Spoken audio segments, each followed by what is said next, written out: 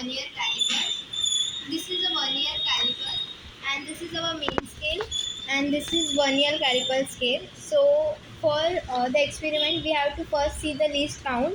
The formula of least count is smallest division on the main scale of vernier caliper by total number of divisions on the vernier scale. So for that we have to use one sphere and our least count is 0.01 centimeter and all these readings are in centimeter.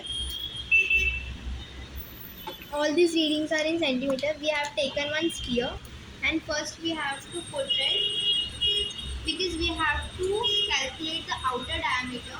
So first we have to put it inside the vernier caliper and we have to see that on the main scale reading what is the reading of the sphere's diameter. So if you can see clearly it is 1.8. So I have written here 1.8 centimeter and now we have to see the coincident vernier scale division, which means at the which line or at which division it coincides with the vernier scale. So if we check it clearly then it's 9. So that's why I have written it 9 centimeter. Then we have to check the vernier scale reading. So for that we have to multiply this reading and this reading.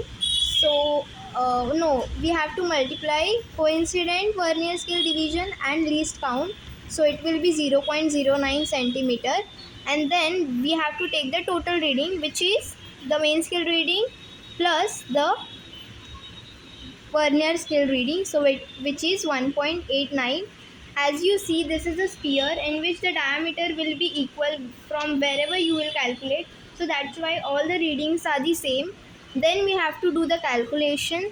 We have to take the mean diameter. We have to take all these readings and divide it by 3. So it will be 1.89. And for radius it will be diameter by 2 and the radius will be after calculation 0.945 centimeter.